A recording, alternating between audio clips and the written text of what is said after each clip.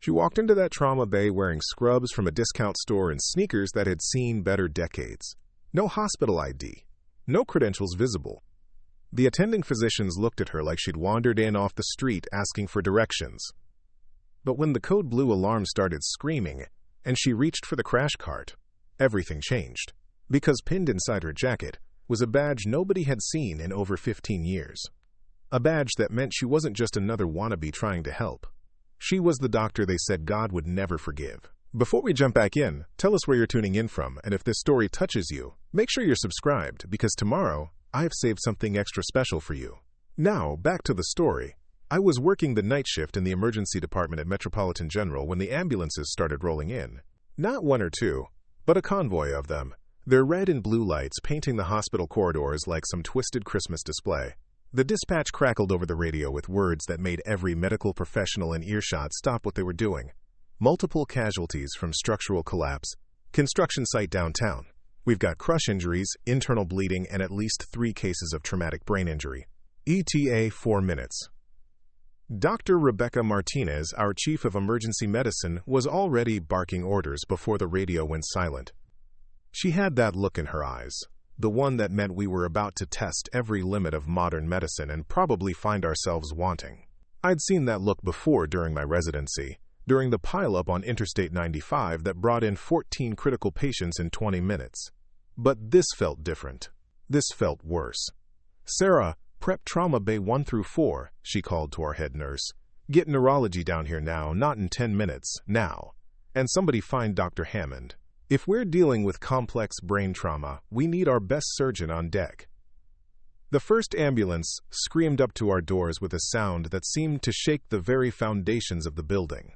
The paramedics burst through the automatic doors, pushing a gurney with a construction worker whose hard hat was cracked down the middle like an eggshell. Blood soaked through the gauze they'd wrapped around his head, and his breathing was so shallow I had to lean in close to confirm he was still alive. Male, approximately 35, caught under a steel beam when the scaffold gave way. The lead paramedic rattled off as we transferred the patient to our trauma table. Significant head trauma, possible intracranial pressure, vitals have been dropping for the last 10 minutes. Dr. Martinez was already examining the patient, her practiced hands moving with the efficiency that comes from 15 years of emergency medicine. But I could see the concern in her eyes, the way her jaw tightened when she checked his pupils with her pen light. One was blown, fixed and dilated, while the other barely responded to the light. "Get me a CT scan stat," she ordered, but even as the words left her mouth, we both knew what the results would show. Severe traumatic brain injury, the kind that required immediate neurosurgical intervention if the patient had any hope of survival.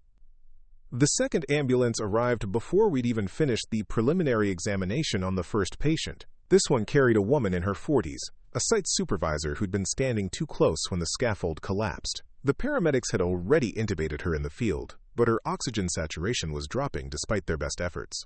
"Crushed chest, multiple rib fractures, probable pneumothorax," the paramedic reported as we wheeled her into Trauma Bay 2. "She went into cardiac arrest twice on the way here. We got her back, but she's barely hanging on." I found myself running between trauma bays, trying to assist wherever I was needed most.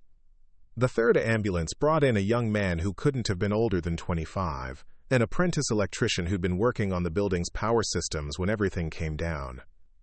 His legs were mangled beyond recognition, but it was the head injury that worried everyone. He kept trying to speak, but the words came out as garbled nonsense, his eyes unfocused and rolling back in his head. Dr. Martinez caught me between patients, her voice tight with stress. "Where the hell is Hammond? We need neurosurgery down here 5 minutes ago." I checked my phone for the 3rd time in as many minutes. Dr. Jonathan Hammond was supposed to be our ace in the hole, the neurosurgeon who'd trained at Johns Hopkins and had a reputation for pulling off miracles in cases that other doctors would write off as hopeless. But his phone was going straight to voicemail, and nobody seemed to know where he was. "He's at some medical conference in Chicago," Sarah finally reported after checking with administration. "Won't be back until tomorrow morning." The words hit the trauma bay like a physical blow. Tomorrow morning might as well have been next year for the patients we were dealing with. The construction worker in Trauma Bay 1 was showing signs of increasing intracranial pressure, his blood pressure spiking while his heart rate dropped. Classic signs of brain herniation, the kind of medical emergency that measured survival time in minutes, not hours. "What about Dr. Peterson from neurology?" I suggested, naming the only other brain specialist on staff. Dr. Martinez shook her head grimly. "He's good with migraines and seizure disorders, but this level of trauma is beyond his experience. These patients need someone who's dealt with complex brain injuries before, someone who can operate under pressure." As if to punctuate her words, the monitors in Trauma Bay 1 started alarming. The construction worker's blood pressure was climbing toward dangerous levels while his heart rate continued to drop. Without immediate surgical intervention to relieve the pressure in his skull, he would be dead within the hour. "We need to transfer them," Dr. Martinez said, but I could hear the defeat in her voice. "University Hospital has a Level 1 trauma center, but the transport time alone..." She didn't need to finish the sentence. We both knew that moving these patients in their current condition was almost certainly a death sentence. The woman with the crushed chest was too unstable for transport, her blood pressure hanging on by a thread despite the massive blood transfusion we'd started. The young electrician was showing signs of increasing brain swelling, his pupils becoming more unresponsive by the minute. I watched Dr. Martinez pace between the trauma bays, her usual confidence replaced by the kind of helpless frustration that every doctor learns to hate. She was brilliant at emergency medicine, could stabilize almost any patient and buy them time for definitive treatment. But brain surgery wasn't her specialty, and these patients needed procedures that were beyond her training. "There has to be someone," she muttered, more to herself than to anyone else. "Some retired neurosurgeon, someone from the university, anyone with the skills to handle this level of trauma." That's when Sarah, our head nurse, spoke up from behind the medication cart, where she'd been preparing another round of blood pressure medications.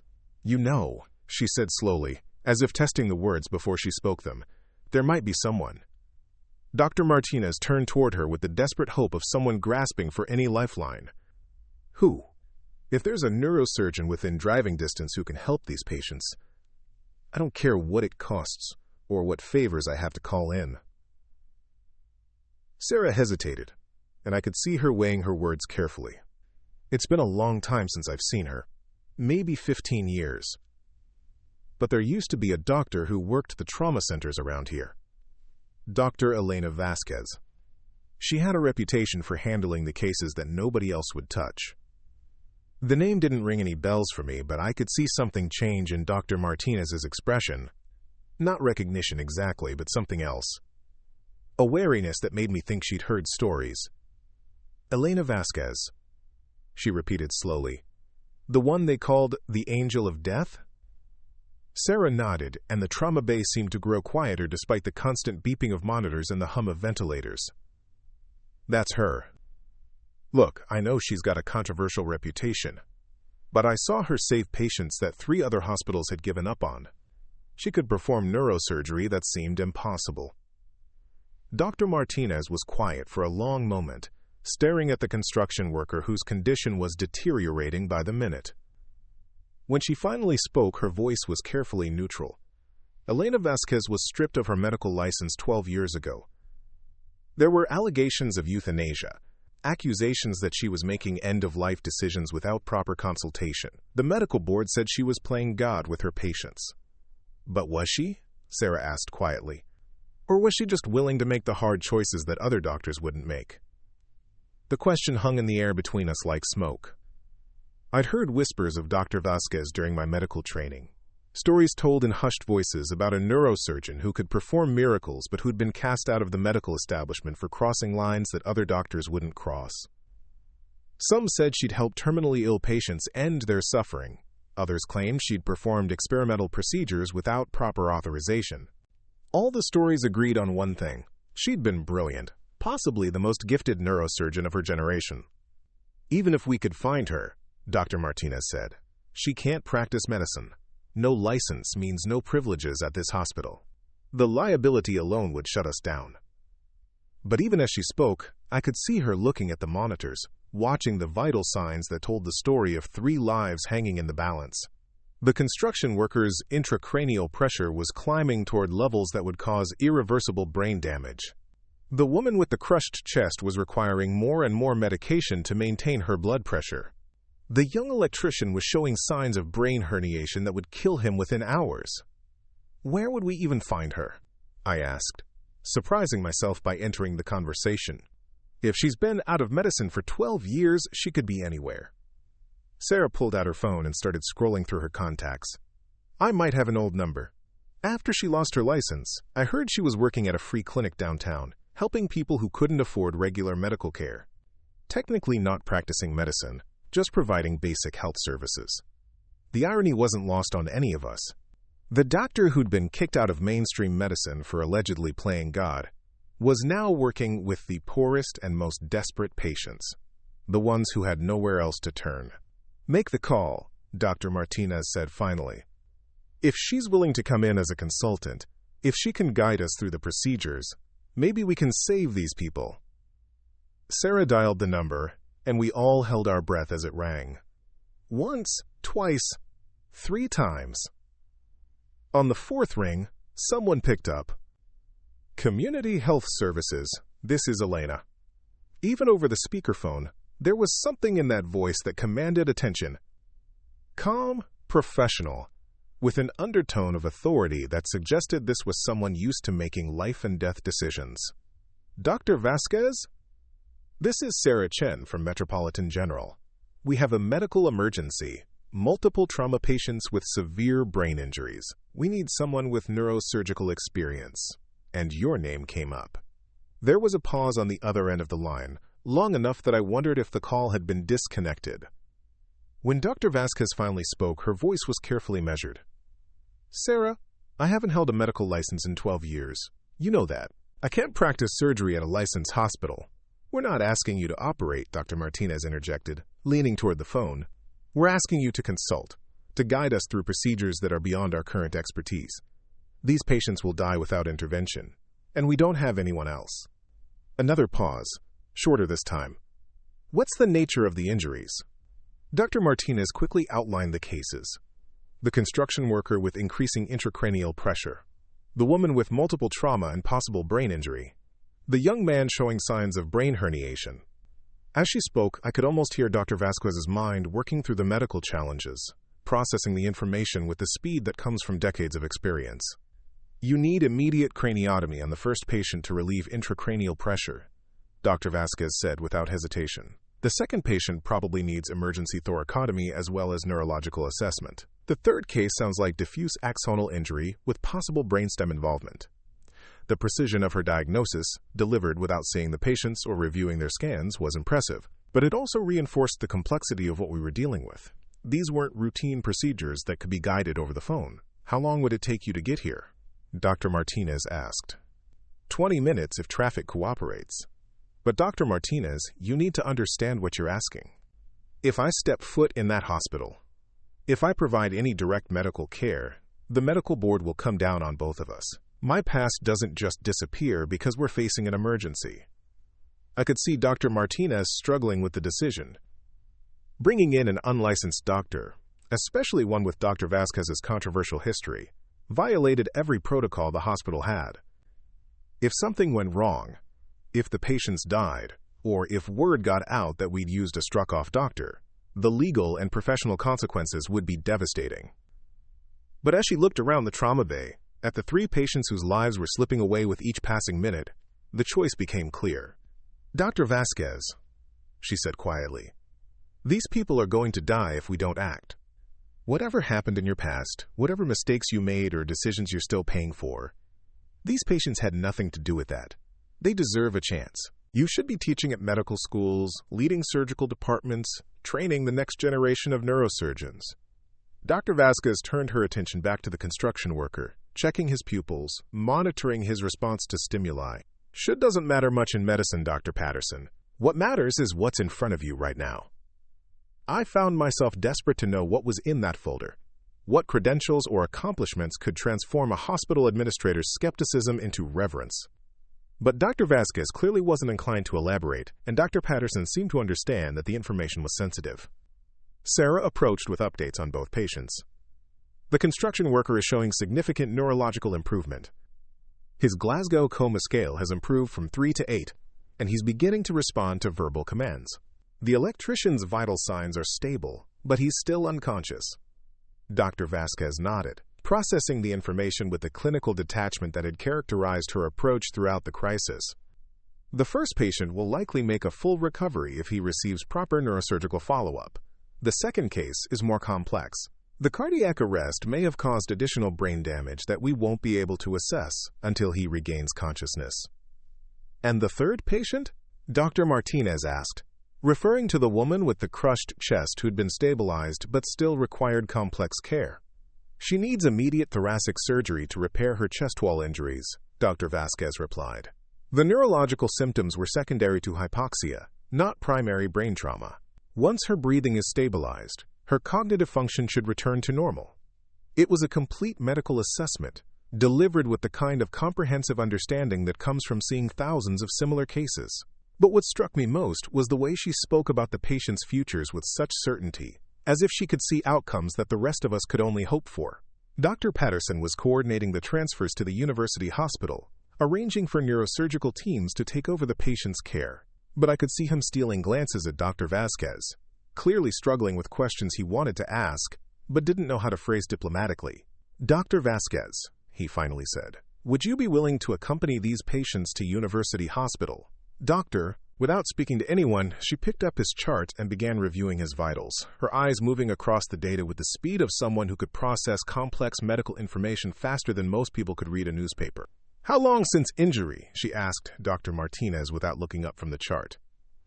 Approximately 45 minutes since the collapse, maybe an hour since he was extracted from the debris.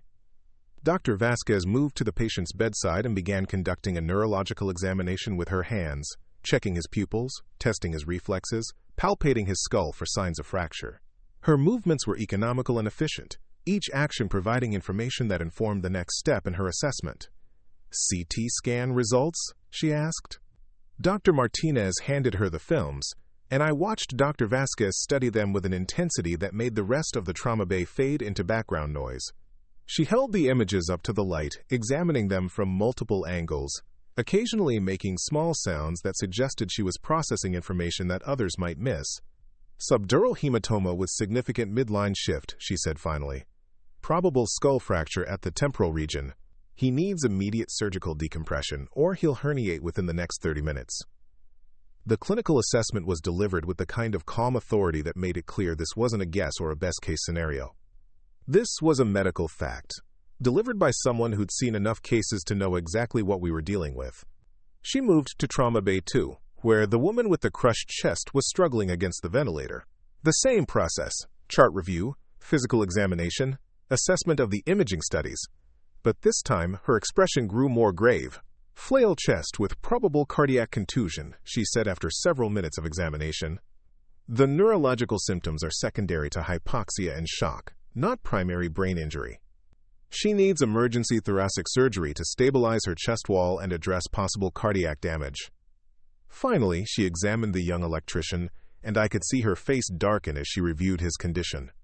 She spent longer with him, conducting more detailed neurological tests, checking responses that the rest of us had missed. Diffuse axonal injury with brainstem involvement, she confirmed. This is the most complex case. He'll need decompressive craniectomy, but even with surgery, his prognosis is guarded. Dr. Martinez absorbed this information, and I could see her processing the impossible situation we faced. 3 patients, each requiring immediate surgical intervention by specialists we didn't have. Can you guide us through the procedures? She asked. Dr. Vasquez looked around the trauma bay, taking in the equipment, the surgical instruments, the monitoring systems. For the first time since she'd arrived, she seemed to hesitate. Dr. Martinez, what you're asking goes beyond consultation. These procedures require surgical precision that can't be guided from the sidelines. One mistake, one moment of hesitation, and these patients die. The words hung in the air like a challenge. We all knew what she was really saying, that saving these people would require her to cross the line from consultant to surgeon, from legal observer to active participant in medical procedures she was forbidden to perform. That's when the alarm started going off in Trauma Bay 1. The construction worker was coding. His blood pressure spiked to dangerous levels, while his heart rate plummeted, the classic signs of brain herniation that every medical professional dreads. The monitors screamed their electronic warnings as his body began the final stages of neurological failure. Dr. Vasquez moved faster than I thought possible for someone her age. She was at the patient's bedside before the rest of us had fully processed what was happening, her hands already reaching for the manual blood pressure cuff to confirm what the monitors were telling us. "He's herniating," she announced with clinical detachment. "We have maybe 10 minutes before irreversible brain damage occurs." Dr. Martinez was already calling for the crash cart, but Dr. Vasquez caught her arm. "Medications won't help him now. The pressure in his skull is compressing his brainstem. He needs surgical decompression immediately." "We can't perform neurosurgery here," Dr. Martinez protested. "This is an emergency department, not an operating room. We don't have the proper equipment, the sterile environment, the surgical staff." Dr. Vasquez looked around the trauma bay, her eyes cataloging every piece of equipment, every surgical instrument, every monitor and machine that surrounded us. When she spoke, her voice carried the kind of calm authority that made it impossible to argue. "You have a drill, don't you? For emergency burr holes?" Dr. Martinez nodded reluctantly.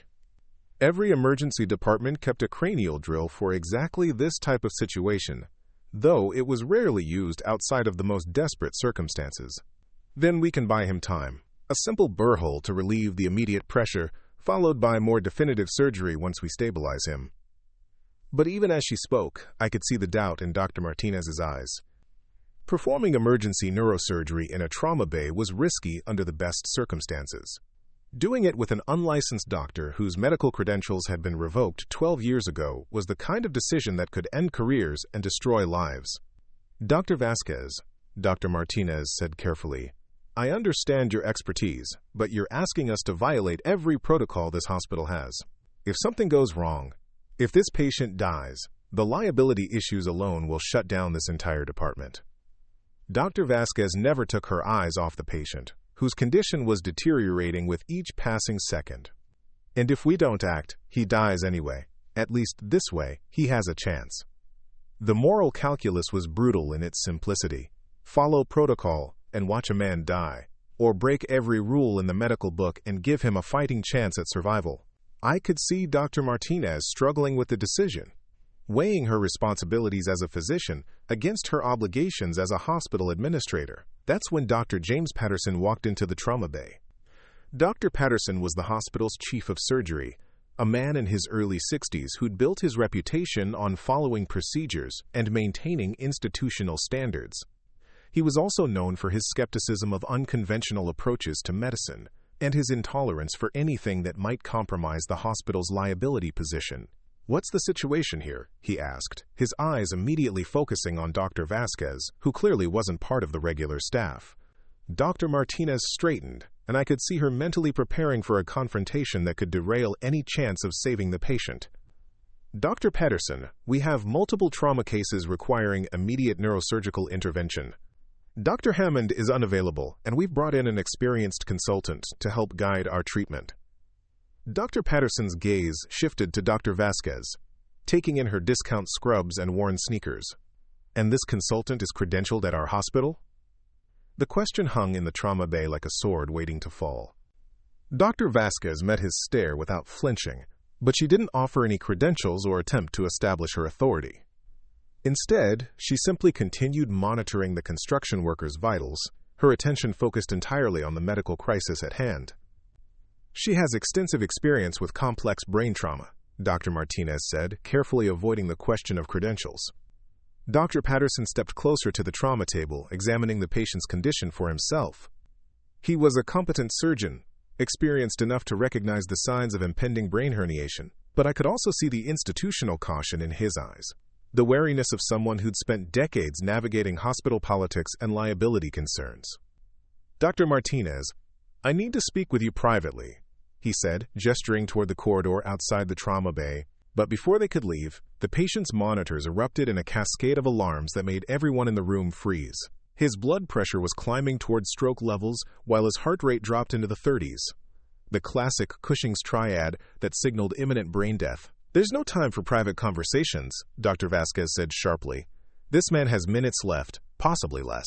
Preparing and narrating this story took us a lot of time, so if you are enjoying it, subscribe to our channel. It means a lot to us. Now back to the story. Dr. Patterson turned toward her, his expression hardening. "Ma'am, I don't know who you are, but you don't have the authority to make treatment decisions in this hospital.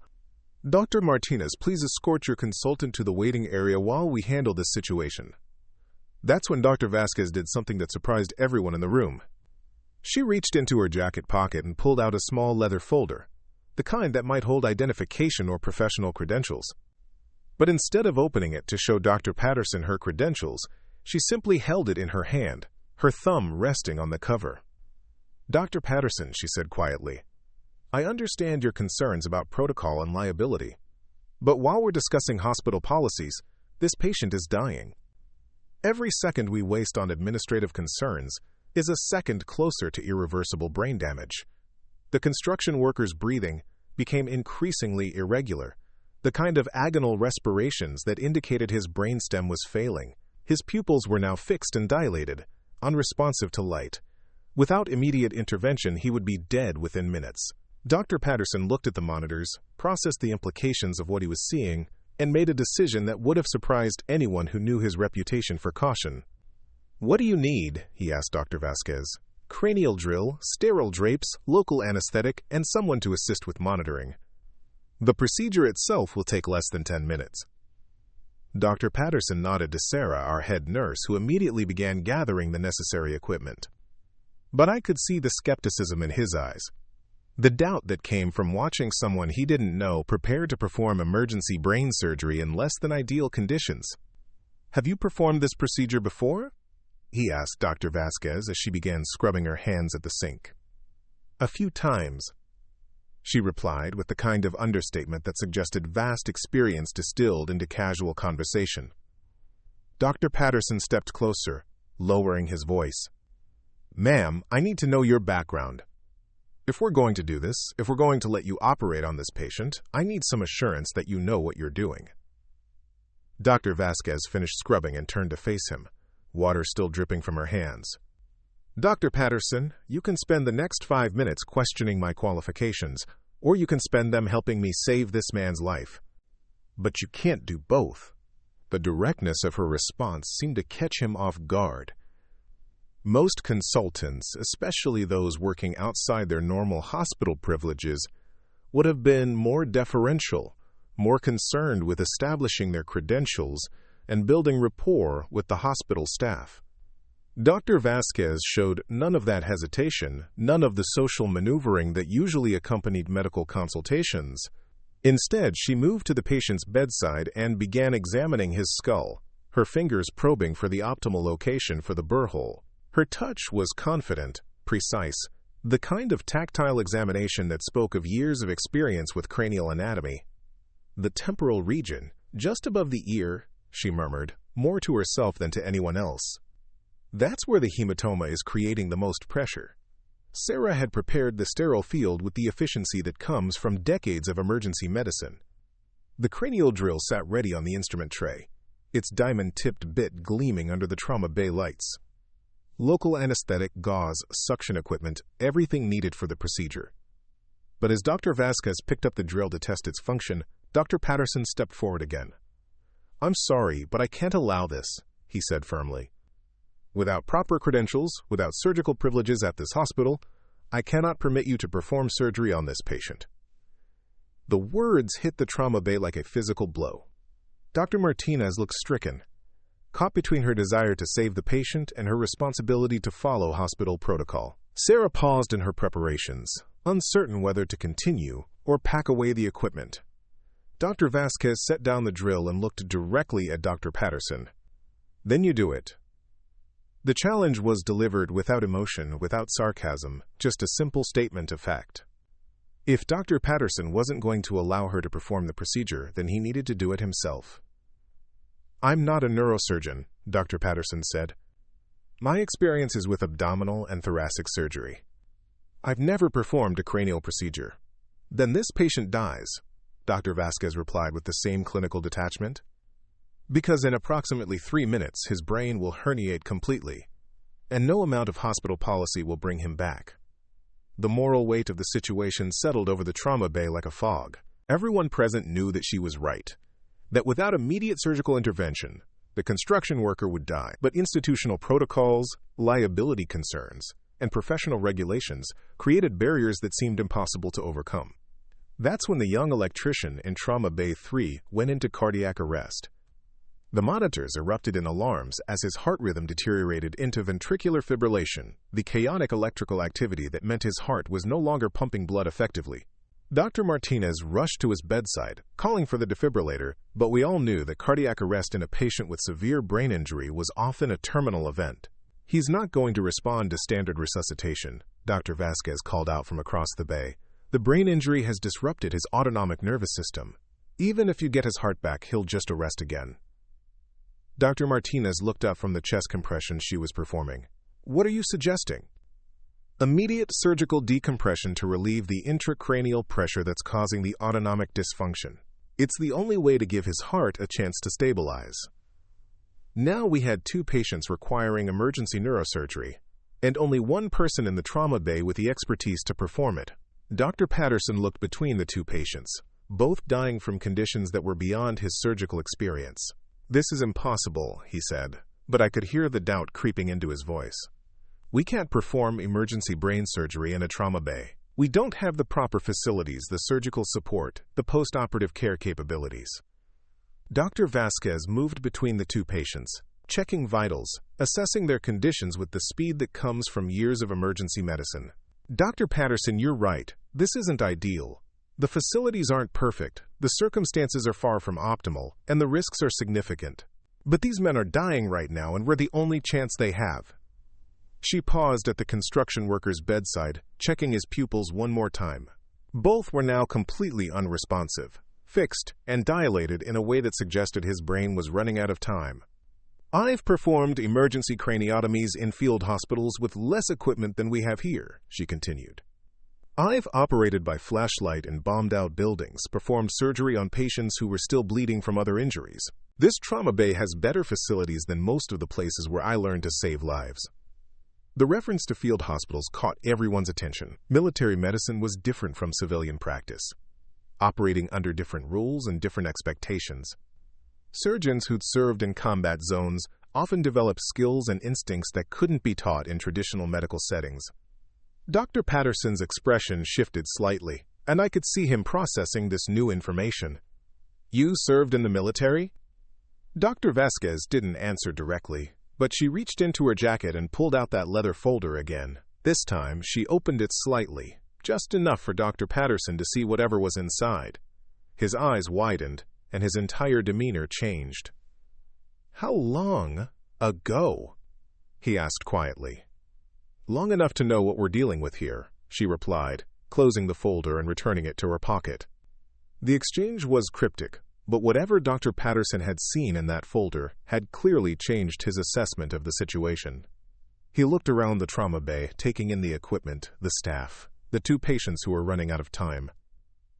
"What do you need from me?" he asked finally. "Assist with monitoring, help maintain the sterile field, and be ready to take over if something happens to me," Dr. Vasquez replied.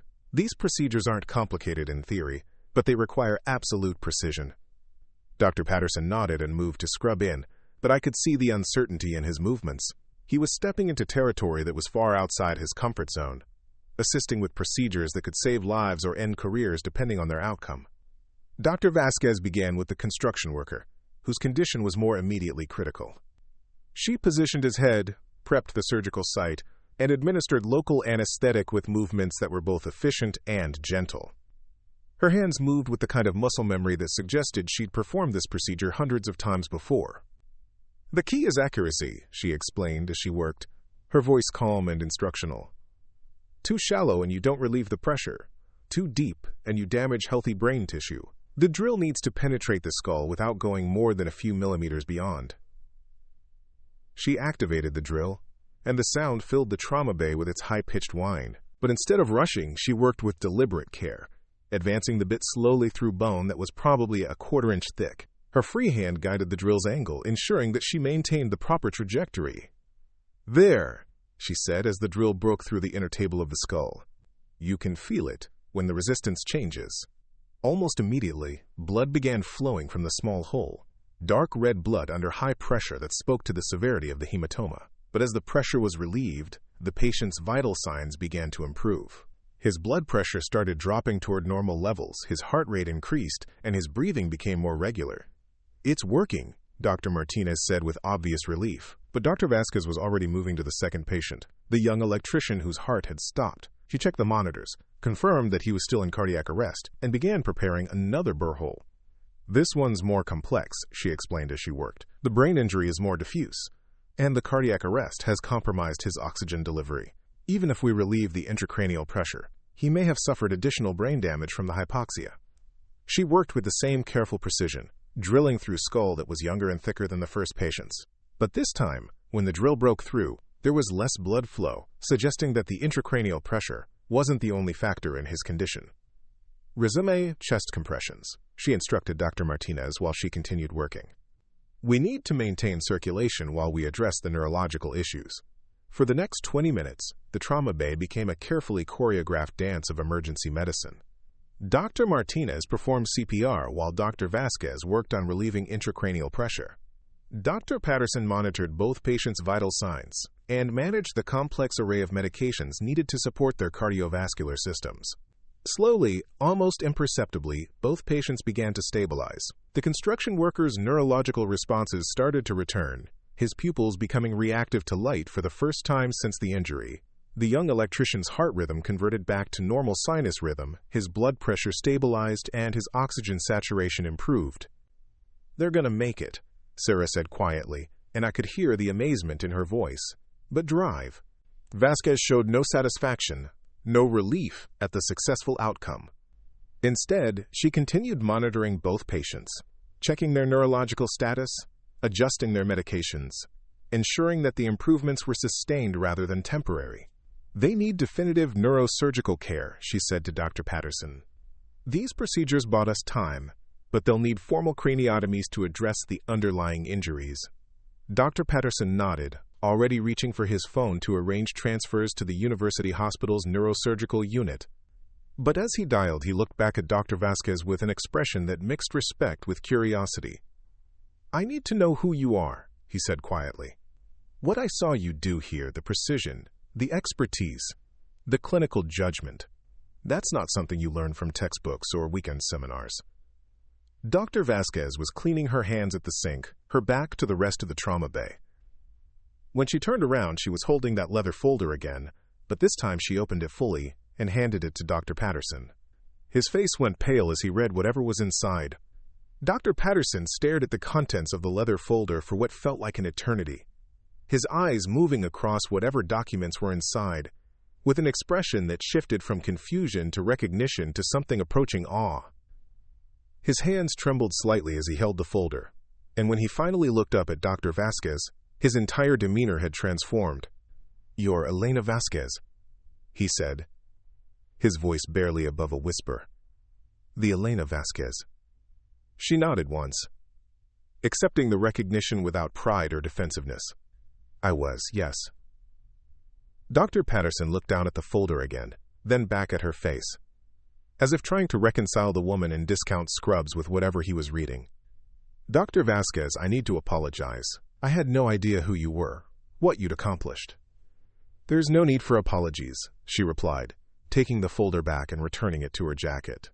"You were doing your job, protecting your hospital and your patients. That's exactly what you should have been doing."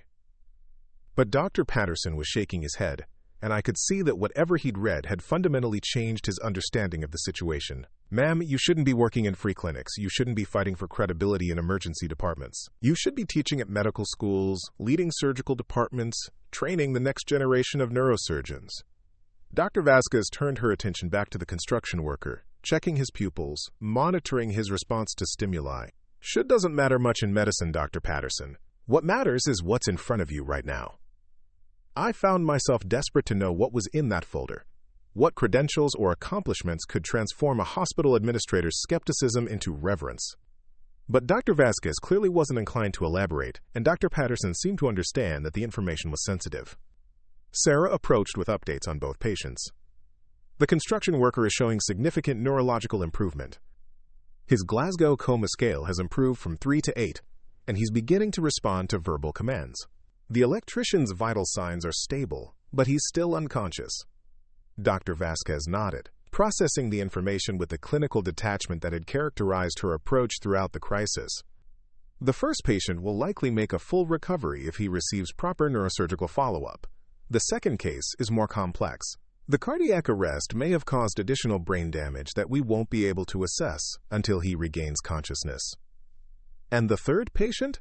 Dr. Martinez asked, referring to the woman with the crushed chest who'd been stabilized but still required complex care.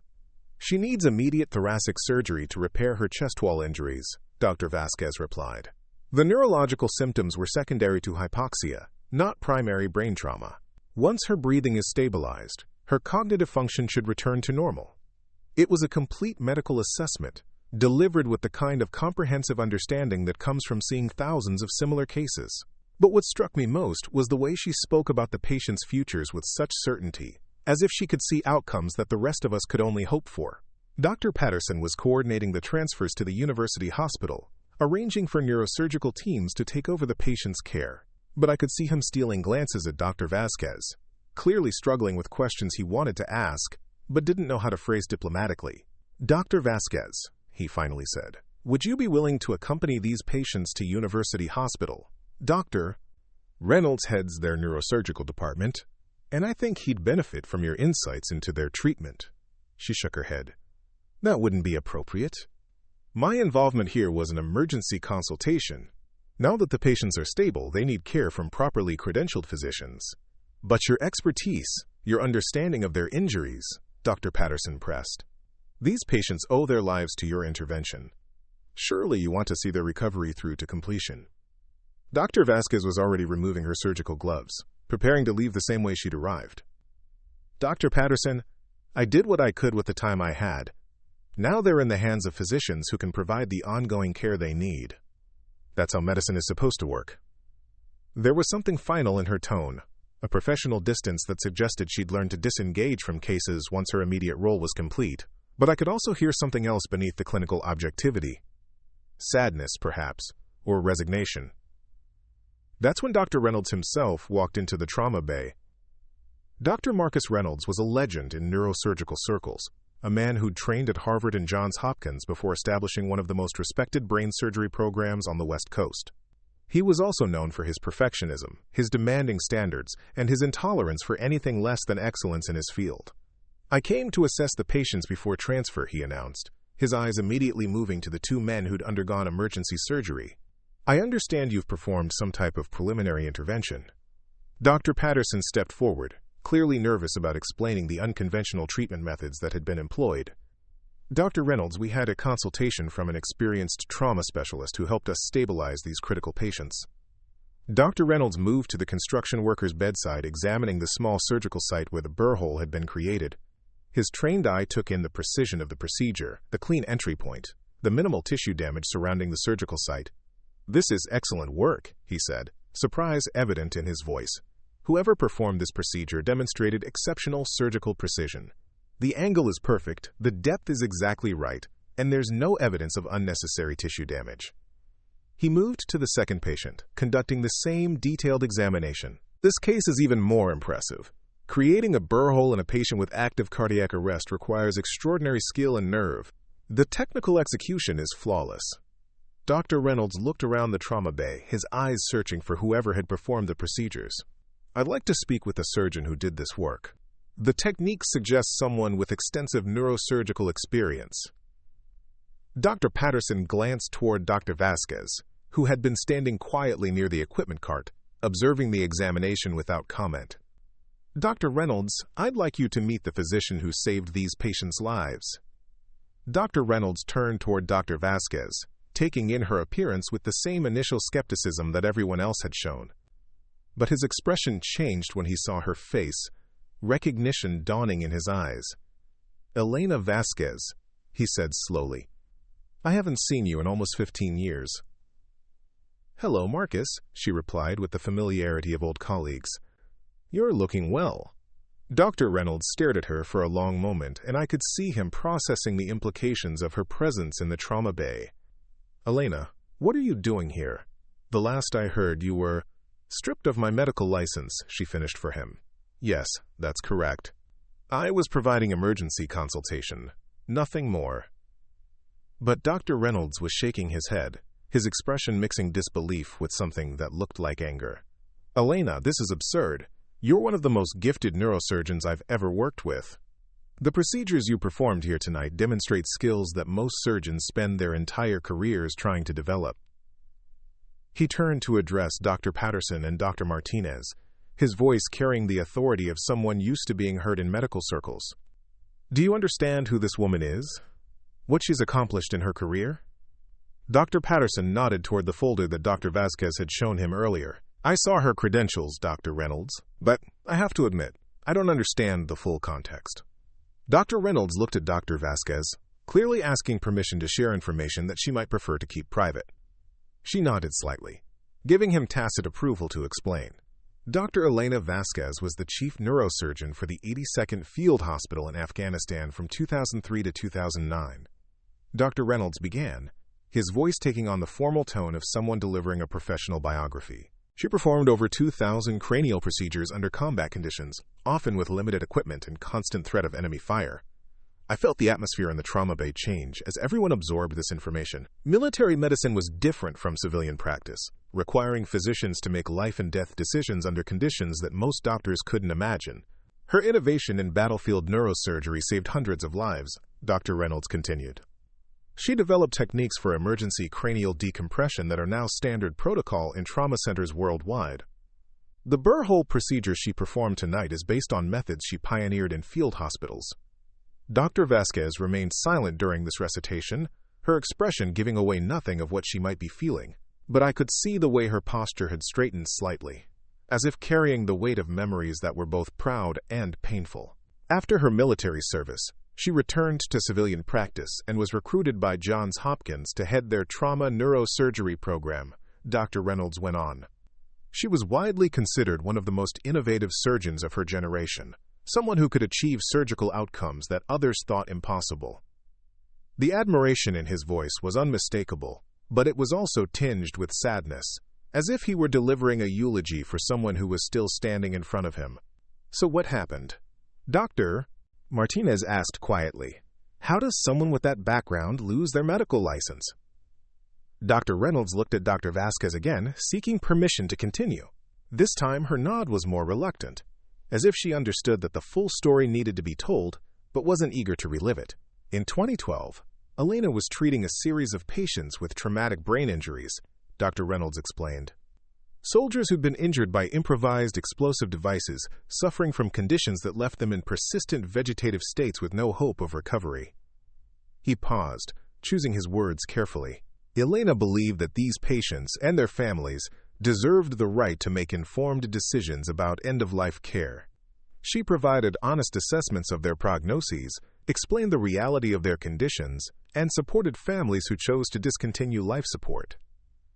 The story was beginning to take shape, painting a picture of a physician who'd been willing to have difficult conversations that other doctors avoided. But I could sense there was more to it, something that had crossed the line from medical ethics into professional controversy. The problem arose when Elena began advocating for patients who couldn't advocate for themselves, Dr. Reynolds continued.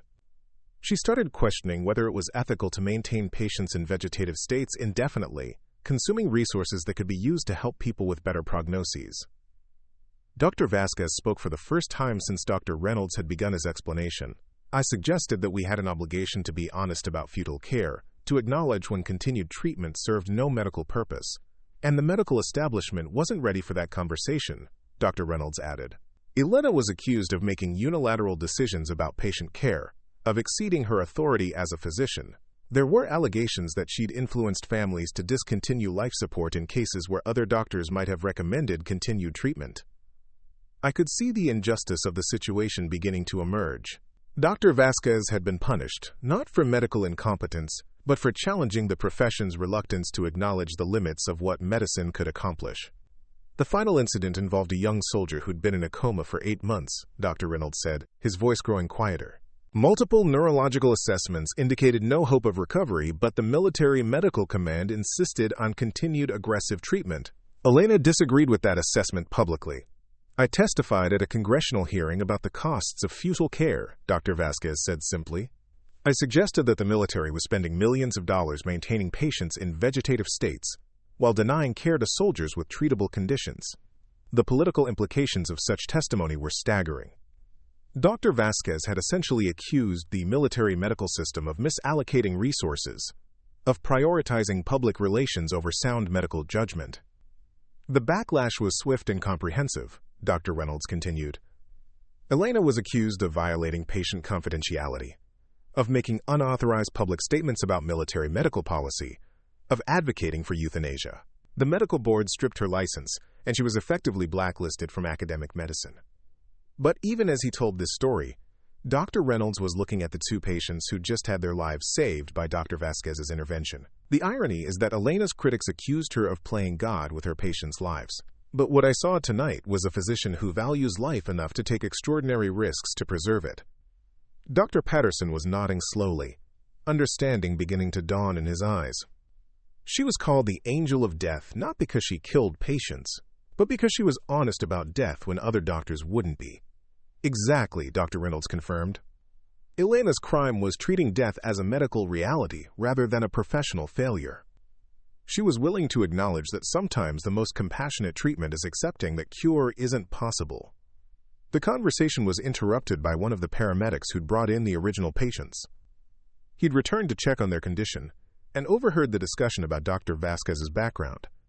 "Ma'am," he said, approaching her directly, "are you the surgeon who operated on casualties during the siege of Forward Operating Base Chapman?" Dr. Vasquez looked at him with mild surprise. "You were there?" "Medic with the 10th Mountain Division," he replied. "I brought you patients during that 72-hour period when the base was under constant fire.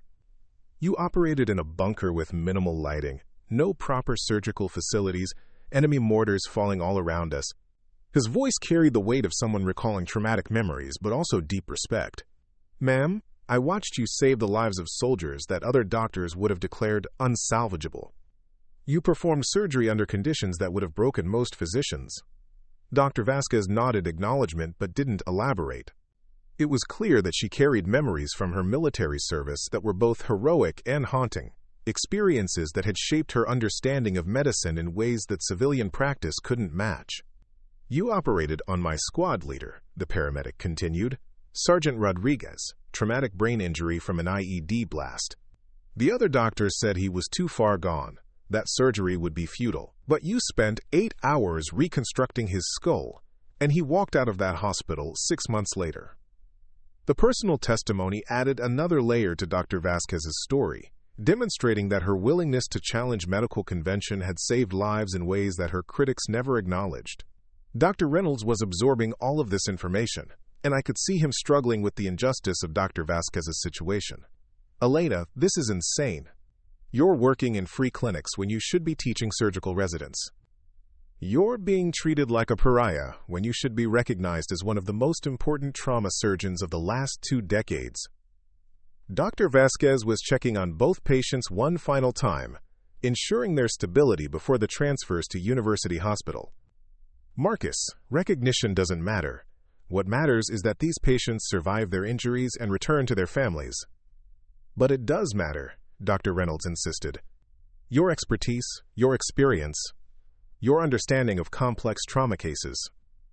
The medical profession needs physicians like you, especially now when we're dealing with increasing numbers of traumatic brain injuries, from combat, from accidents, from violence." He paused, clearly formulating an idea.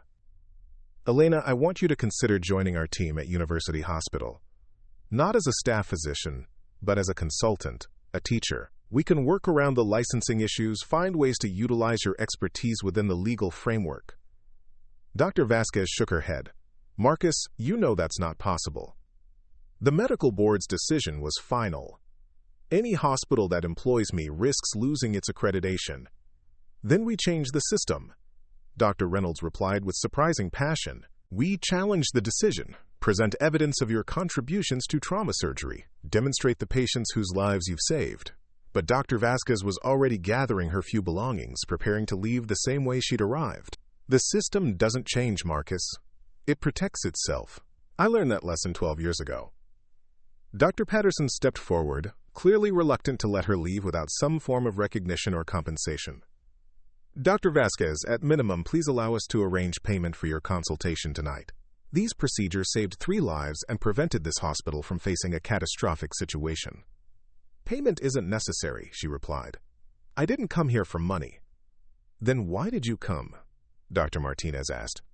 You knew the risks, the potential consequences of practicing without a license. Why take those chances for patients you'd never met? Dr. Vasquez paused at the trauma bay entrance, considering the question. When she answered, her voice carried the weight of someone who'd spent years thinking about the fundamental purpose of medicine. Because they needed help, and I could provide it. Everything else is just bureaucracy. The simplicity of her answer was profound in its implications. While the rest of the medical profession worried about liability, credentials, and institutional protection, Dr. Vasquez had reduced medicine to its essential purpose, healing people who needed healing. As she prepared to leave, the construction worker began to stir, his eyes opening for the first time since his injury. Dr. Vasquez returned to his bedside, checking his responses, assessing his neurological function. Can you tell me your name? She asked gently.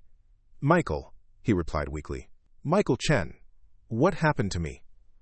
Dr. Vasquez smiled, the first expression of genuine emotion I'd seen from her all evening.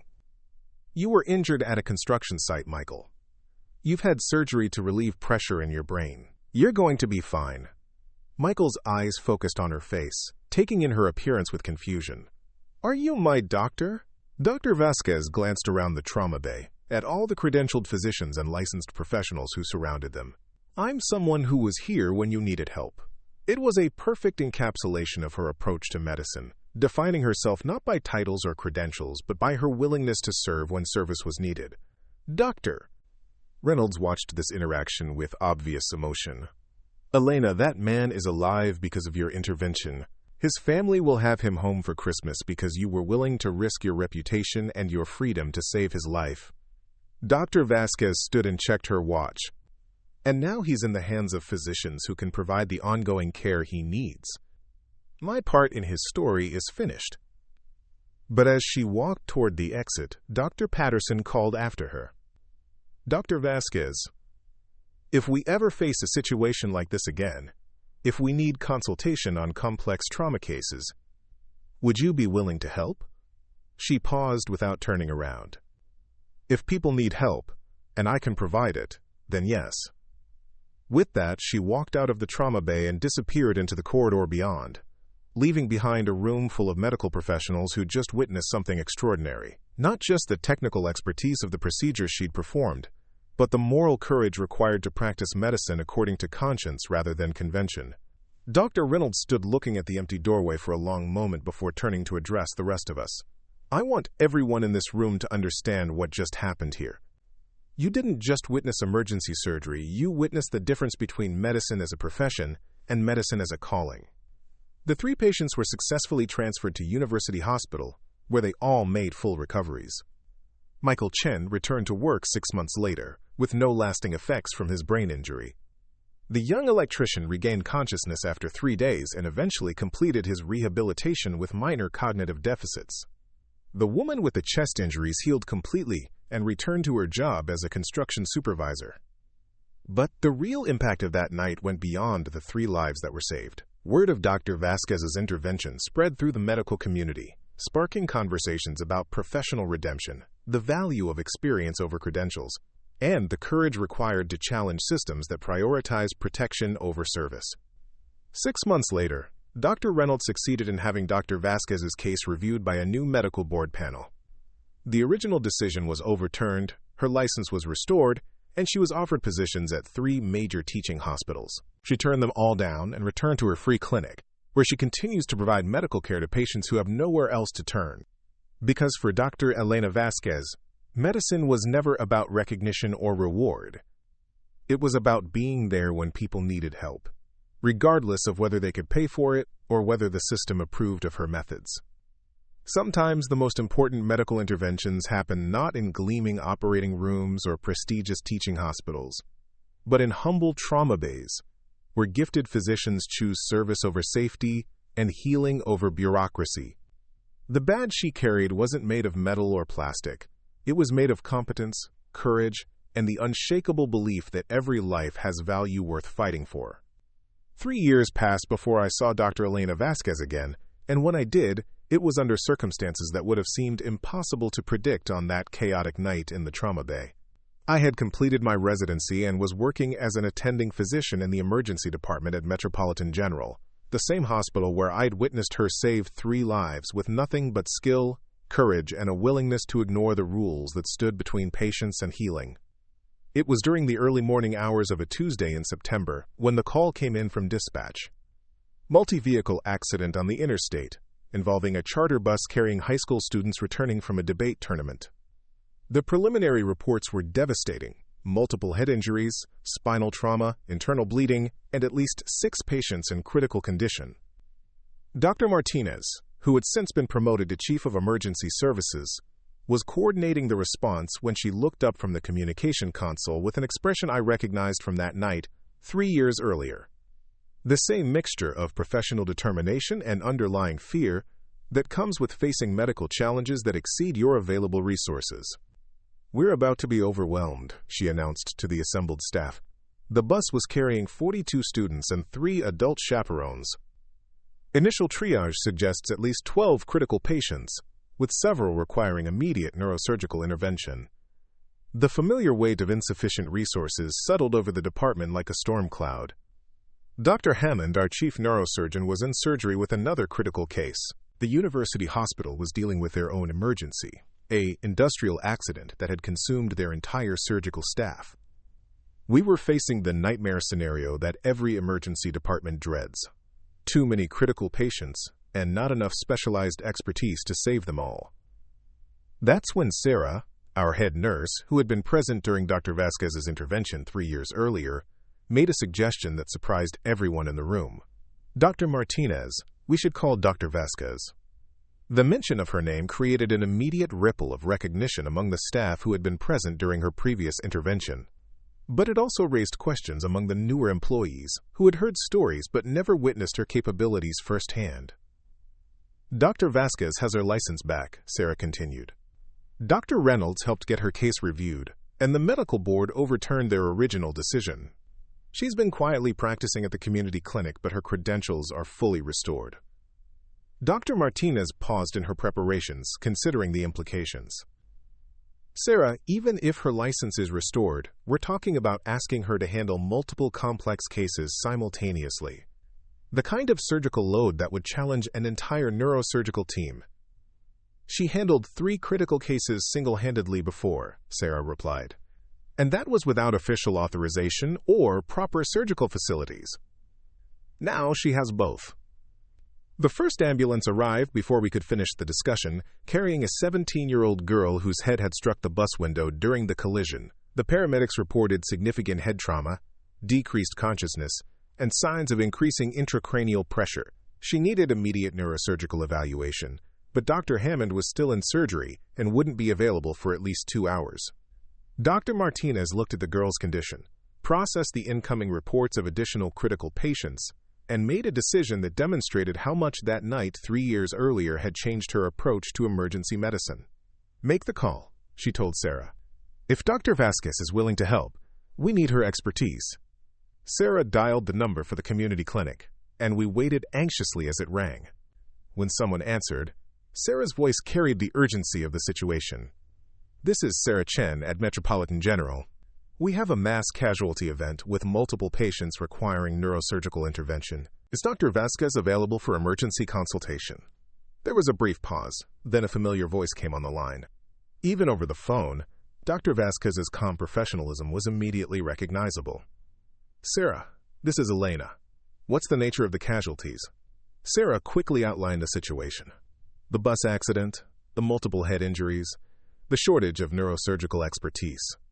As she spoke, I could hear Dr. Vasquez processing the information with the same clinical efficiency she'd demonstrated 3 years earlier. "How many patients are we talking about?" Dr. Vasquez asked. "Initial reports suggest 12 critical cases, with at least 6 requiring immediate neurosurgical evaluation," Sarah replied. There was another pause, longer this time, and I found myself wondering if Dr. Vasquez was calculating whether she could handle such a massive surgical load, or if she was considering the professional risks of taking on such a high-profile case. "I'll be there in 20 minutes, she said finally. "Have your surgical suites prepared and make sure you have adequate blood products available. With this many head injuries, we're going to need significant resources." The line went dead, leaving us with 20 minutes to prepare for what would essentially be a surgical marathon. Dr. Martinez immediately began coordinating with the hospital's administration, arranging for additional surgical teams to be called in, ensuring that we had sufficient blood products and medications, and preparing multiple operating rooms for simultaneous procedures. But even as we made these preparations, I couldn't shake the feeling that we were asking Dr. Vasquez to perform what might be medically impossible. 6 complex neurosurgical cases in a single evening would challenge even a full surgical team. Asking one surgeon, regardless of her skill level, to handle such a caseload seemed like we were setting her up for failure. The next 2 ambulances arrived within minutes of each other, carrying casualties that confirmed our worst fears about the severity of the accident. A 16-year-old boy with a depressed skull fracture, his brain tissue visible through the wound. An 18-year-old girl whose pupils were fixed and dilated, suggesting severe brain injury. A 14-year-old boy who was conscious but showing signs of cognitive impairment that indicated diffuse brain trauma. Each case presented complex surgical challenges that would normally require hours of careful planning and preparation. Instead, we were facing the emergency medicine reality of having to make immediate life-and-death decisions based on limited information and insufficient time. Dr. Martinez was coordinating triage when Dr. Vasquez walked through the emergency department doors. She looked exactly as I remembered her: practical scrubs, worn but comfortable shoes, and that same calm confidence that had impressed everyone 3 years earlier. But there was something different about her presence this time, a sense of official authority that came with having her credentials fully restored. She didn't waste time with greetings or explanations. Instead, she moved immediately to the first patient, the 17-year-old girl who had been brought in with signs of increasing intracranial pressure. Her examination was swift but thorough, her practiced hands checking pupil responses, testing reflexes, palpating the skull for signs of fracture. Epidural hematoma with significant mass effect, she diagnosed after less than 2 minutes of examination. She needs immediate surgical evacuation, or she'll herniate within the hour. She moved to the second patient, the boy with the depressed skull fracture, and her expression grew more serious as she assessed his injuries. Complex skull fracture with brain tissue prolapse. This is going to require extensive reconstruction, probably 4 to 6 hours of surgery.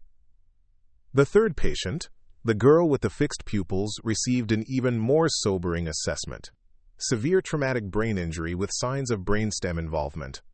Even with aggressive intervention, her prognosis is guarded. As she continued her evaluations, Dr. Vasquez was mentally prioritizing the cases, determining which patients needed immediate intervention and which could wait for more definitive care. Her clinical decision-making process was remarkable to observe, each assessment building on the previous one to create a comprehensive surgical plan. "We need to operate on the first 3 cases immediately," she announced after completing her initial evaluations. "The epidural hematoma is most time-sensitive, followed by the skull fracture. The girl with the brainstem injury is critical but stable enough to wait until we've addressed the more immediate threats." Dr. Martinez nodded, but I could see the concern in her eyes.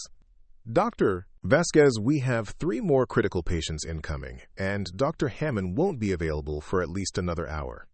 Are you prepared to handle 6 major neurosurgical cases?"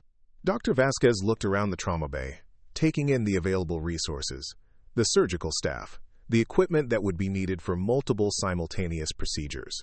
When she answered, her voice carried the same matter-of-fact tone she'd used 3 years earlier when discussing the construction workers' injuries. "I've handled larger caseloads under worse conditions," she said simply. "The key is efficient surgical technique and proper case prioritization. We'll start with the most time-sensitive cases and work our way through the list." What followed was a demonstration of surgical skill and stamina that bordered on the superhuman. Dr. Vasquez began with the 17-year-old girl with the epidural hematoma, performing a craniotomy with such precision and speed that the procedure that normally takes 3 hours was completed in 90 minutes. The girl's intracranial pressure was relieved, her neurological functions stabilized, and her chances of full recovery dramatically improved. Without taking a break, she moved immediately to the boy with the depressed skull fracture. This case was more complex, requiring careful removal of bone fragments, repair of damaged brain tissue, and reconstruction of the skull. But even with these complications, Dr. Vasquez worked with an efficiency that seemed to defy the complexity of the procedure. I found myself serving as her primary assistant, handing her instruments, maintaining suction, helping to control bleeding. Working alongside her was like observing a master craftsman, someone who had performed these procedures so many times that every movement was economical and purposeful. The key to complex skull reconstruction, she explained as she worked, is understanding the relationship between bone and brain tissue. You can't just remove the fragments and hope for the best. You have to preserve the underlying architecture while creating space for swelling. Her teaching continued throughout the procedure, turning the emergency surgery into an educational experience for everyone in the operating room. But what impressed me most was her stamina, the way she maintained focus and precision despite the physical and mental demands of performing multiple complex procedures. By the time she finished the skull reconstruction, it was nearly midnight, and she had been operating for over 6 hours. But instead of showing signs of fatigue, she seemed energized by the surgical challenges, ready to take on the next case with the same level of intensity. The third patient, the girl with the severe brain injury, presented the most difficult surgical challenge. Her brain had suffered massive trauma, with multiple areas of bleeding and swelling that threatened to cause fatal herniation. This was the kind of case that many neurosurgeons would consider inoperable, too damaged to justify the risks of aggressive intervention. But Dr. Vasquez approached the case with the same methodical precision she'd shown with the previous patients. She explained her surgical plan as she worked, describing how she would address each area of bleeding, how she would create space for brain swelling, how she would maximize the patient's chances of survival while acknowledging the limitations of what surgery could accomplish. This patient may never recover full cognitive function, she said as she worked, but she's 18 years old, with a family who loves her and a life ahead of her. Even if the outcome is imperfect, we owe her the chance to see what's possible. The philosophy behind her approach was clear. Every patient deserved the benefit of her expertise, regardless of their prognosis. She wasn't performing surgery because she expected perfect outcomes, but because she believed that hope required action, that families deserved to know that everything possible had been done. The procedure took nearly 4 hours, with Dr. Vasquez working with delicate precision to address each area of brain injury. When she finally stepped back from the operating table, it was almost dawn, and she had been working continuously for over 10 hours. "She's stable," she announced to the surgical team. "The next 24 hours will be critical, but we've given her the best chance possible." As the sun began to rise outside the hospital windows, Dr. Vasquez completed her work on the final 3 patients from the bus accident. Each case had presented unique challenges, requiring different surgical approaches and varying levels of complexity. But in every instance, her technical skill and clinical judgment had given patients chances for recovery that they wouldn't have had otherwise. Dr. Martinez found her in the surgical recovery area, reviewing the postoperative status of all 6 patients. Despite having worked through the entire night, Dr. Vasquez showed no signs of the exhaustion that would have overwhelmed most surgeons. "Dr. Vasquez, I don't know how to thank you," Dr. Martinez said. "What you accomplished tonight was extraordinary. 6 complex neurosurgical cases, each one a potential fatality, and you gave them all chances for recovery." Dr. Vasquez looked up from the patient chart she'd been reviewing. "Dr. Martinez, this is what we do. When people need help, we provide it. The number of cases doesn't change the fundamental obligation." Her response reminded me of the conversation we'd had 3 years earlier, when she'd reduced medicine to its essential purpose, helping people who needed help. Despite all the recognition, the restored credentials, the official authorization to practice, her core motivation remained unchanged.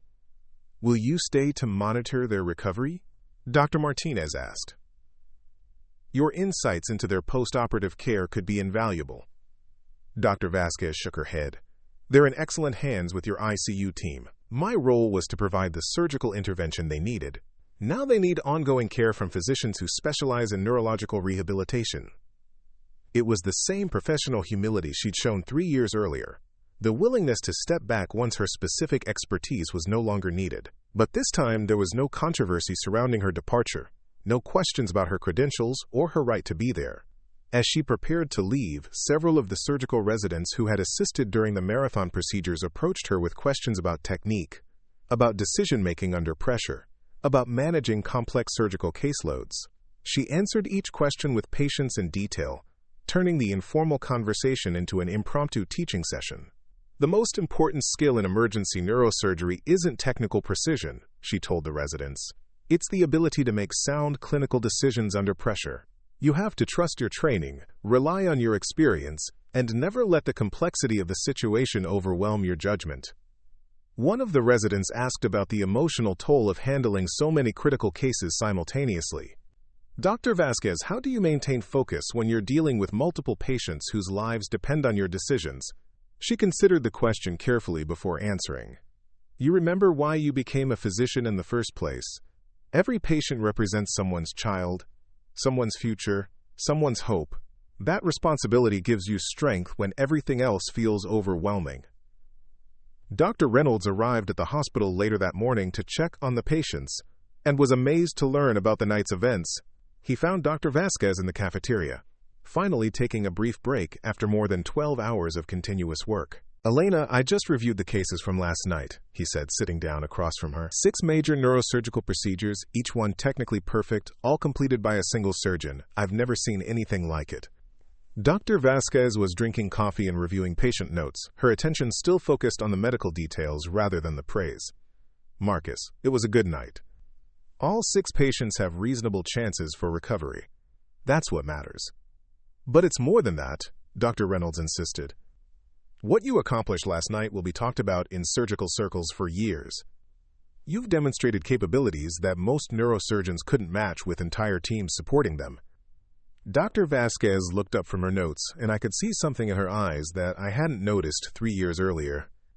Not pride exactly, but a quiet satisfaction that came from knowing she'd used her gifts to their fullest extent. Marcus, recognition isn't why I do this work. I do it because these patients needed help, and I was in a position to provide it. Everything else is just noise. But Dr. Reynolds wasn't ready to let the matter drop. Elena, the medical community needs to know about physicians like you. Young doctors need role models who demonstrate what's possible when skill meets dedication. You can't just disappear back to your clinic and pretend this didn't happen. I'm not disappearing, she replied. I'm returning to work that matters. The patients at the community clinic need medical care just as much as these trauma victims did. The difference is that they don't have insurance, they don't have advocates, and they don't have anywhere else to turn. Her commitment to serving the underserved had remained constant throughout her career, from her military service to her work with trauma victims to her current practice at the free clinic. Success and recognition hadn't changed her fundamental dedication to helping people who needed help. 6 months later, all 6 patients from the bus accident had made remarkable recoveries. The girl with the epidural hematoma returned to school with no lasting effects. The boy with the skull fracture required some rehabilitation but regained full cognitive function.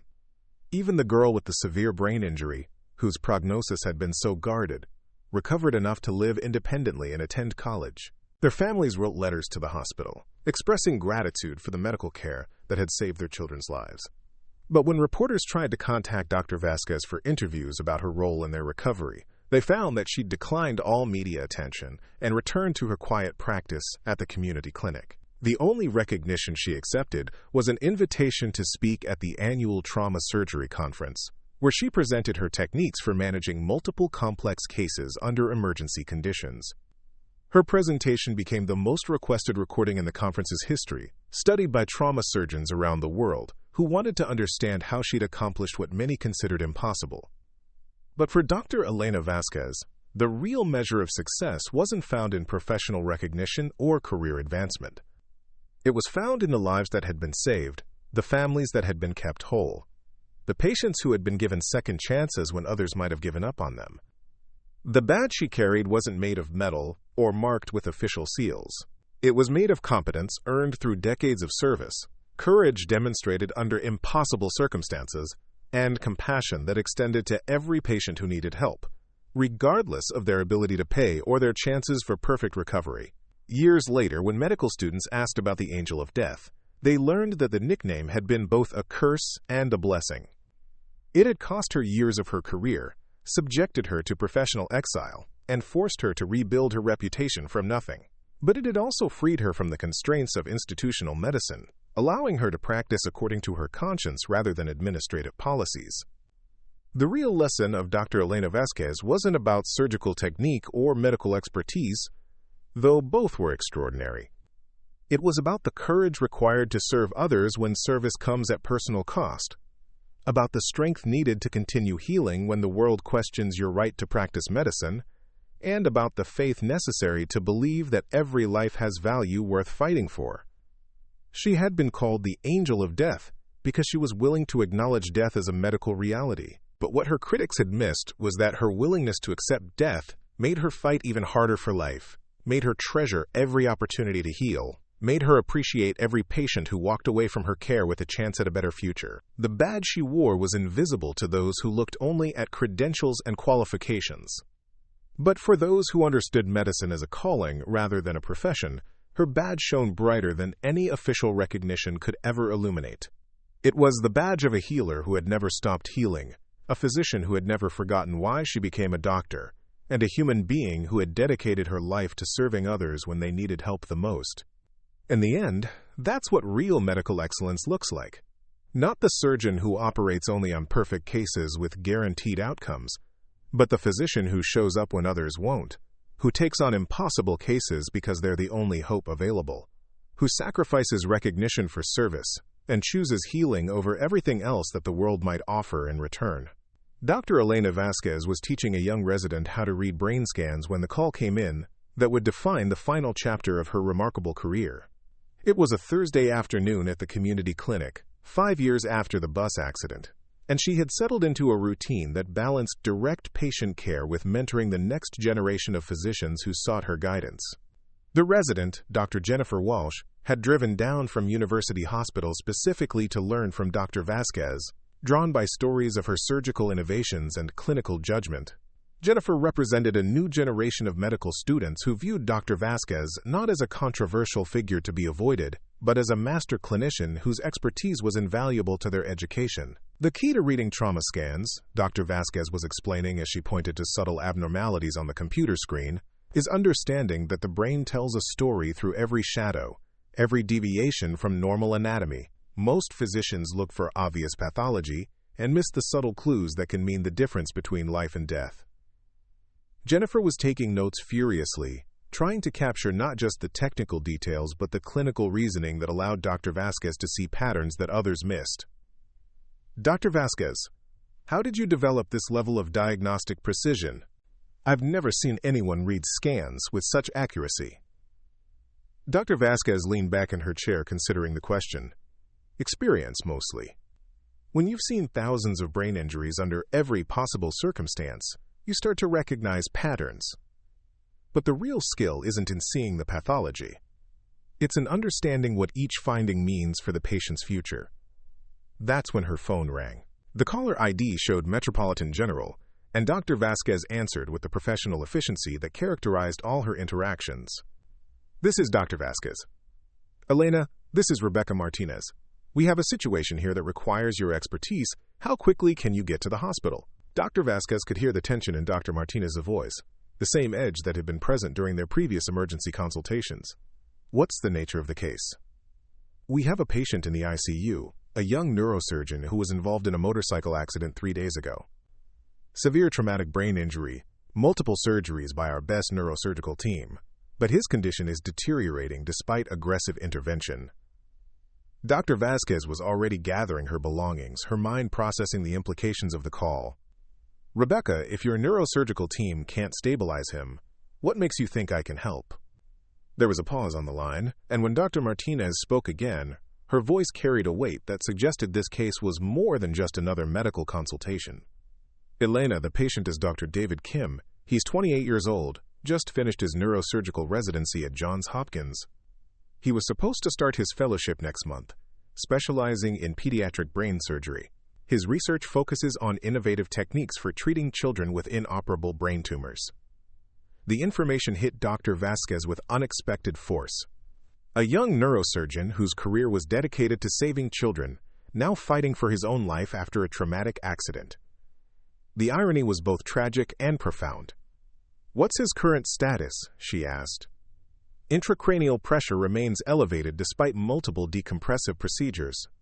He's showing signs of secondary brain injury, possibly from complications during the initial surgeries. Our team has exhausted their options, and his family is asking about transferring him to a more specialized facility. Dr. Vasquez understood the subtext of the conversation. Dr. Kim's case had reached the point where conventional medicine had nothing more to offer, where the standard protocols and established procedures had failed to produce the desired outcome. They were calling her because she represented a different approach to neurosurgery, a willingness to attempt procedures that others might consider too risky or unconventional. "I'll be there in 30 minutes, she said, ending the call. Jennifer looked up from her notes with obvious excitement. "Dr. Vasquez, can I come with you? I promise I'll stay out of the way. But the opportunity to observe your clinical assessment process in a complex case would be invaluable to my education." Dr. Vasquez considered the request. Taking a medical student to consult on such a sensitive case involved risks, but she also recognized Jennifer's genuine desire to learn and improve her skills as a physician. "You can observe, but you need to understand that this isn't a teaching case. This is a young colleague whose life and career are hanging in the balance. Everything we do has to be focused on giving him the best possible chance for recovery." They drove to Metropolitan General in Dr. Vasquez's aging sedan, the same car she'd been driving for years, practical and reliable like everything else in her life. During the drive, she explained to Jennifer the complexities of treating secondary brain injury in post-surgical patients. "The brain's response to trauma is unpredictable," she said as they navigated traffic. "Sometimes the initial injury is less significant than the complications that develop afterward. Swelling, bleeding, infection, metabolic changes, any of these can cause deterioration even after successful surgery." When they arrived at the hospital, Dr. Martinez met them at the entrance with the kind of expression that suggested she'd been waiting anxiously for their arrival. "Elena, thank you for coming. The family is desperate, and frankly, so are we. This young man represents the future of pediatric neurosurgery, and we're watching his career slip away along with his life." They walked quickly to the neurological ICU, where Dr. Kim lay surrounded by the complex array of monitoring equipment that had become routine in cases of severe brain injury. Ventilator, intracranial pressure monitor, continuous EEG, multiple IV drips maintaining his blood pressure and brain chemistry. The technology was impressive, but it couldn't hide the fundamental reality that his condition was critical. Dr. Vasquez reviewed his medical records with the same systematic approach she brought to every case. Initial CT scan showing multiple areas of brain trauma. Surgical reports documenting 2 decompressive craniotomies performed by the hospital's most experienced neurosurgeons. Post-operative scans revealing continued swelling and new areas of bleeding that hadn't been present initially. His intracranial pressure has been consistently elevated despite maximal medical therapy, Dr. Martinez explained. "We've tried every protocol, every medication, every technique in our standard repertoire. The swelling just won't respond to conventional treatment."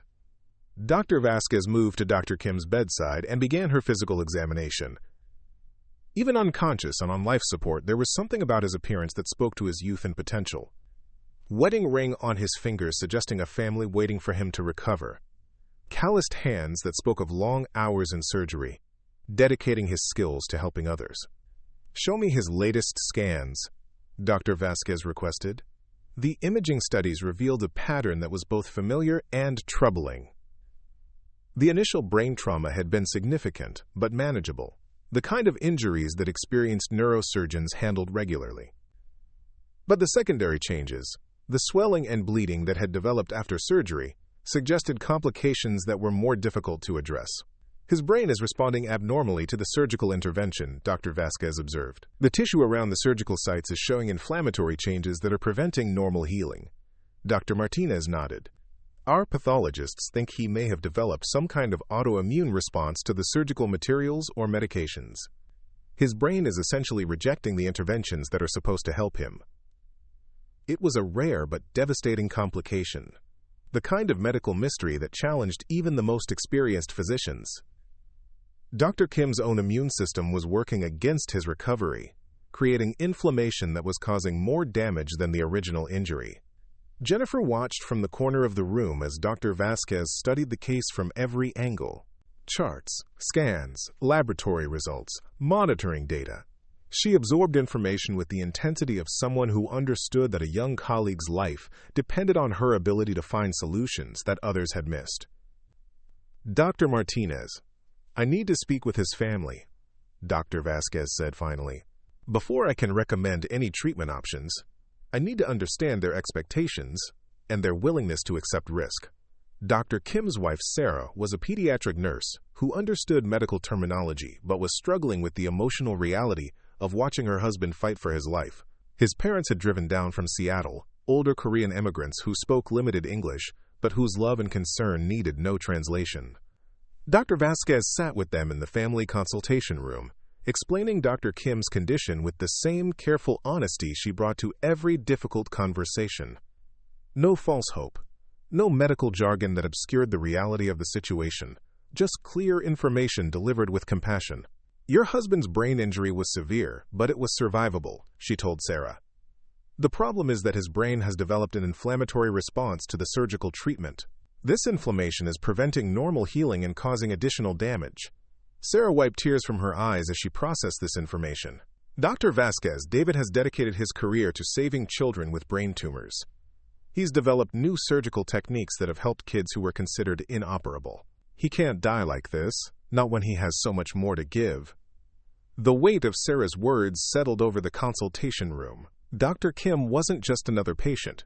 He was a physician whose future contributions to medicine could potentially save hundreds of other lives. The stakes extended far beyond his individual survival. What are his chances with conventional treatment? Sarah asked. Dr. Vasquez had to deliver the brutal truth that no family wants to hear. With current treatment protocols, his chances of meaningful recovery are less than 20%. The inflammation in his brain is progressive, and it's not responding to standard anti-inflammatory medications.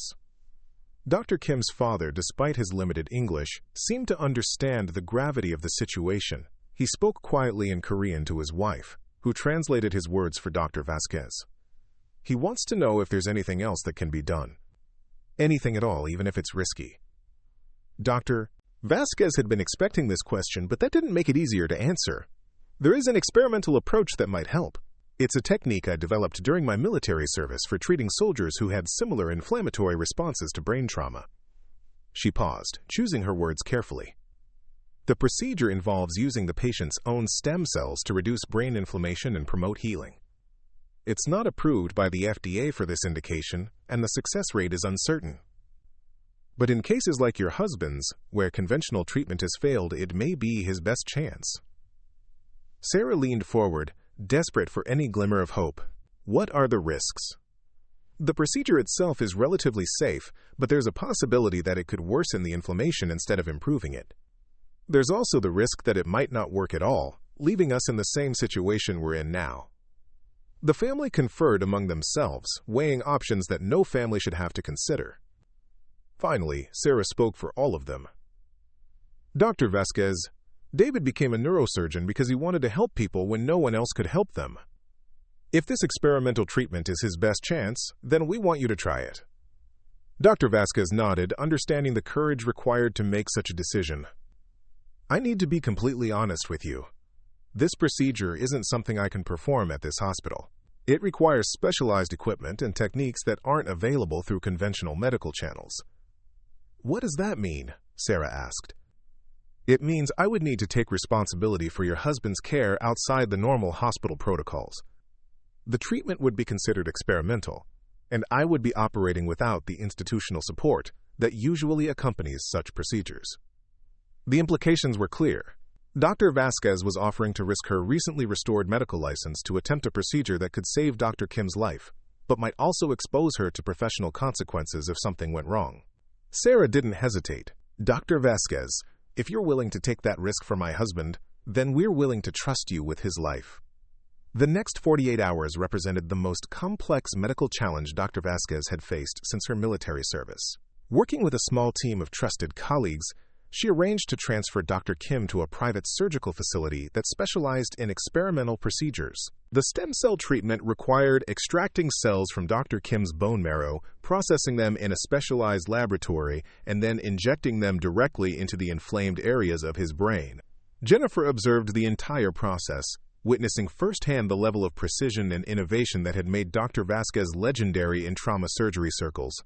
The procedure took 8 hours, with Dr. Vasquez working with microscopic instruments to deliver the stem cells to specific areas of Dr. Kim's brain. The theory, she explained as she worked, is that the stem cells will differentiate into healthy brain tissue and produce anti-inflammatory factors that will calm the autoimmune response.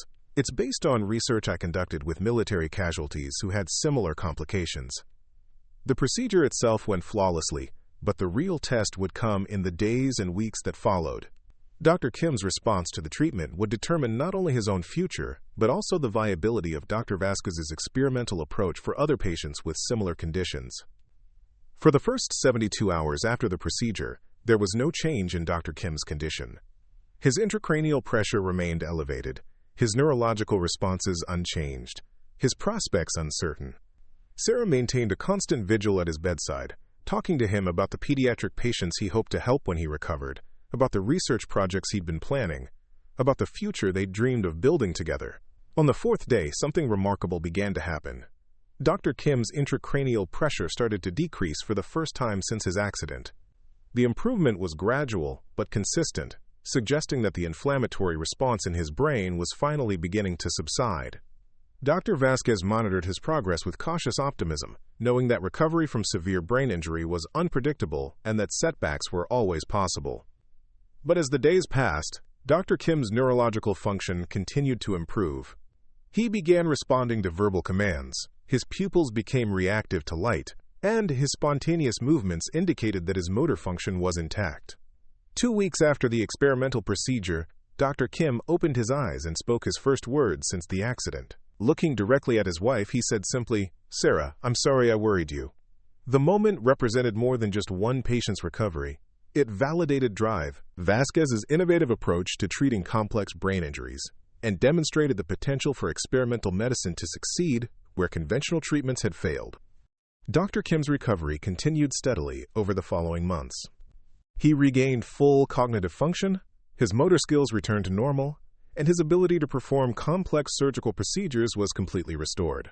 6 months after his accident, he resumed his fellowship training and eventually went on to become one of the leading pediatric neurosurgeons in the country. But the real impact of Dr. Vasquez's intervention extended far beyond Dr. Kim's individual case. The success of the stem cell treatment led to formal research studies, FDA approval for expanded trials, and ultimately a new standard of care for patients with inflammatory brain complications. Hundreds of patients who might have died or lived with permanent disabilities were given chances for recovery that hadn't existed before. Jennifer, who had observed the entire case from beginning to end, wrote her medical school thesis on Dr. Vasquez's innovative treatment approach. The paper was published in the New England Journal of Medicine and became one of the most cited articles in neurosurgical literature. Dr. Vasquez taught me that medicine isn't just about following established protocols, Jennifer wrote in her conclusion. It's about having the courage to explore new possibilities when conventional approaches fail, and the wisdom to take calculated risks when lives are at stake. Years later, when Dr. David Kim had established his own research foundation for pediatric brain surgery, he would often speak about the physician who had saved his life and career, but he never described Dr. Vasquez as the angel of death. Instead, he called her what she had always been, a healer who refused to give up on patients when others saw no hope. The final chapter of Dr. Elena Vasquez's career wasn't defined by the controversies that had once threatened to destroy her reputation. It was defined by the lives she had saved, the innovations she had pioneered, and the example she had set for generations of physicians who understood medicine as a calling rather than a profession. She never sought recognition for her contributions, never wrote memoirs or gave interviews about her experiences.